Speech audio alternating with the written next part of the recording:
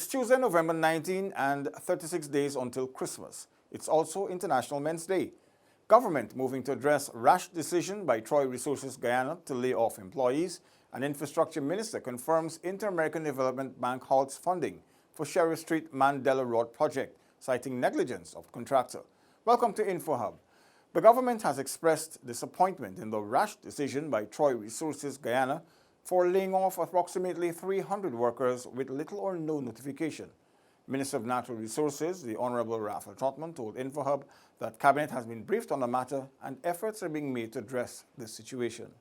Minister of Natural Resources, the Honorable Raphael Trotman, told InfoHub that Cabinet has been briefed on the matter relating to Troy Resources Guyana.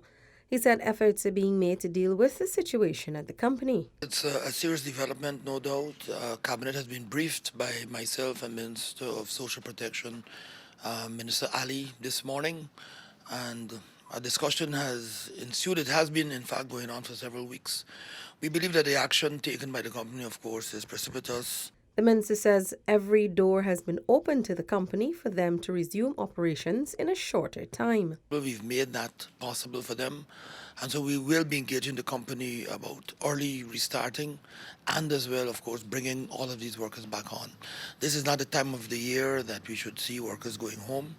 They have homes, there's Christmas, it's the end of the year. Minister Trotman informed that Cabinet has asked that a ministerial subcommittee be established to engage the company and all others that may be having issues at this point in time. The halting of mining activities at the Australian-owned company in Guyana came in light of a preliminary investigation into the death of geologist Ryan Taylor at the company's Hicks 1 extension pit last month. Felicia Valenzuela, InfoHub. Minister of Public Infrastructure, the Honorable David Patterson, says the Inter-American Development Bank has suspended disbursement to the Sheriff Mandela Road expansion project due to the negligence of the contractor. Sino Hydro Corporation Limited. Shakil Bourne brings us that report. According to Minister Patterson, the halt in funding is due to many serious health and safety infractions as well as failures in traffic management by the contractor. In a statement, Minister Patterson said that Sino Hydro was warned on several occasions to rectify these issues, but unfortunately to date, the majority of failures identified have remained outstanding. As such, the minister said the suspension of funds from the IDB for this project comes as no surprise, since he has consistently stated his dissatisfaction in the contractor's performance. To arrest the current situation, the Public Infrastructure Ministry has commenced action to address the defaulting issues, since these failures pose serious safety risks to the general public. This halt in funding has led the contractor to lay off one of its workers. The Public Infrastructure Minister has strongly condemned the misinformation peddled by Sino Hydro that the layoff was due to failure by the ministry to honor its funding commitments.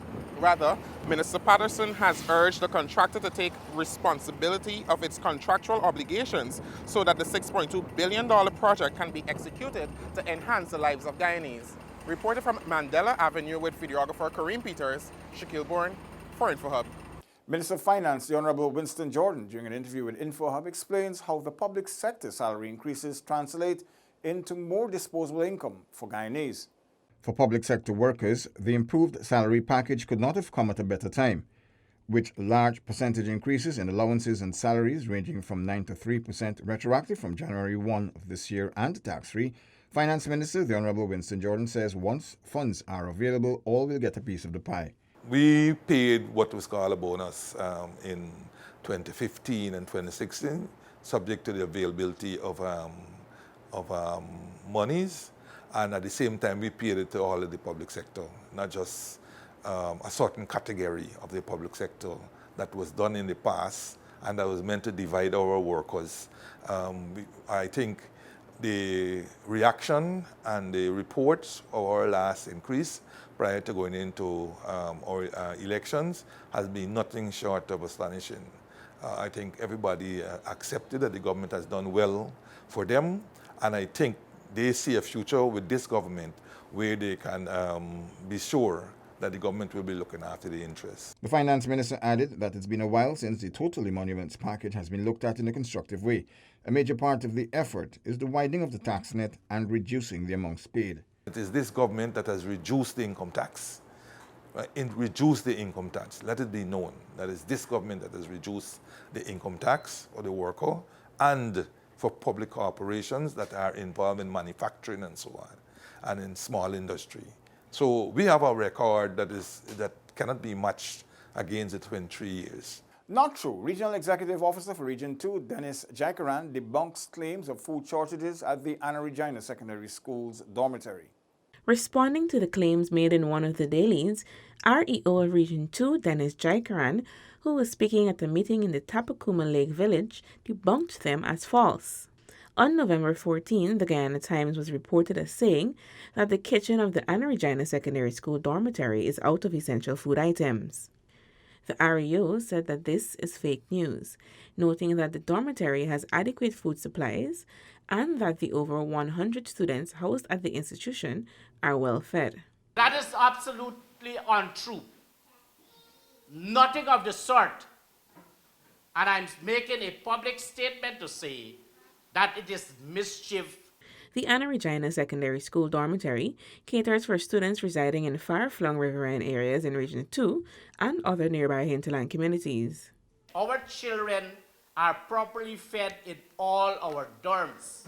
I want to rebut that publicly to say that it is fake news. Don't believe them. Letitia Isaacs for InfoHub. Before we go to the break, let's remind you that the second International Guyana International Petroleum Business Summit and Exhibition GIPEX opens on Wednesday, November 20 at the Marriott Hotel and runs until November 22. The forum will see participation from more than 600 delegates and 200 oil and gas companies. It presents opportunities to be explored across all sectors associated with the local petroleum industry. InfoHub will bring you live coverage of the official opening at 9 hours tomorrow. Join us then, and remember to check our website dpi.gov.gy and our Facebook and Instagram pages for reports on the summit and expo. When we return, farmers of Lovely Last benefit from training in production of rice straw silage, and Baruka hosts first storytelling festival. Stay with us.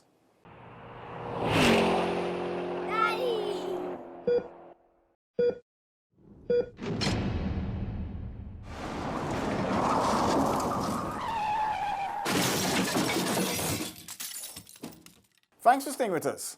Good news for farmers of Lovely Lass. During a community meeting, Chief Executive Officer of the Guyana Livestock Development Authority, Nigel Cumberbatch, committed to conducting capacity training for the production of rice straw silage. The meeting was a part of the ongoing government outreach initiative and was conducted by the Honorable Minister of Agriculture, Noel Holder. We're trying to bring government to the people. When you have to go to the city to find politicians, and very often you can't see them. And if you want to see 2 or 3 politicians, you have problems. So we think by coming out in these communities, listening to your problems, we might be able to give you solutions or find solutions to your little problems that you might face. CEO of the Guyana Livestock Development Authority, Nigel Cumberbatch, suggested the use of rice straw silage as a way to facilitate coexistence between livestock and crop farmers. Rice straw is a feed that can be used and has been used successfully to feed animals. And I really see no reason why those farmers who are reluctant to remove their animals from the residential area should be continuing to be a nuisance to the people who want to do other crop farming. It was against this backdrop that Cumberbatch made the suggestion to implement rice straw as a means to utilize the waste from one agriculture industry to feed the other. Certainly, if we make efforts to gather rice straw, we at the GLDA can show you how to utilize that straw, how to enhance that straw, so you can utilize it. We can also show you how to store the straw safely, so it can be utilized until the next crop season.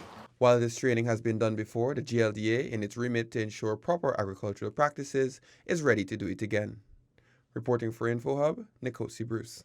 Natasha Smith now tells us that the first storytelling festival was a success as hundreds gathered in Maruka to share stories in the various indigenous languages under the theme One People, Many Languages, embracing our cultural diversity.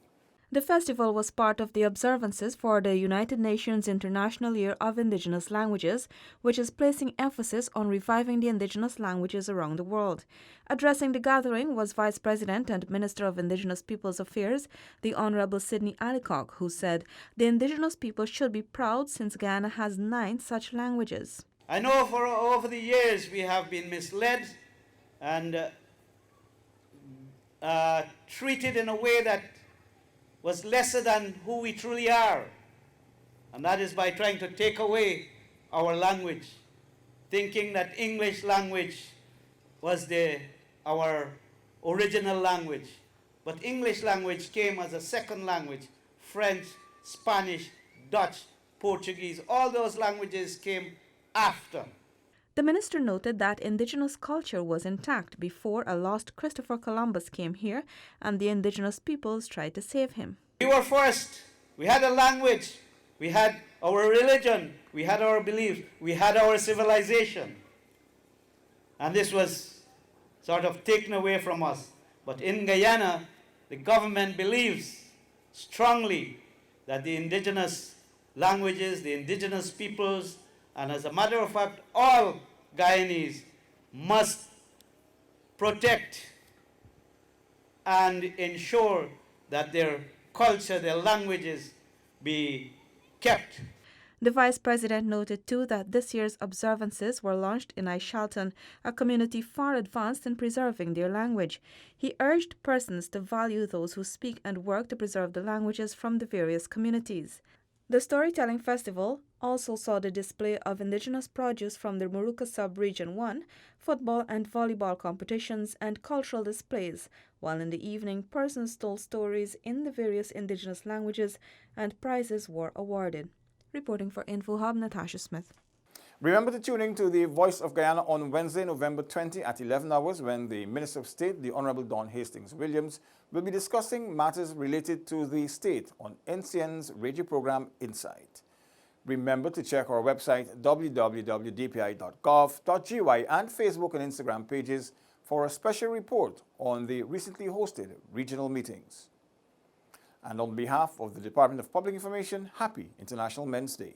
That's all for today. Connect with us on WhatsApp, Facebook, and YouTube.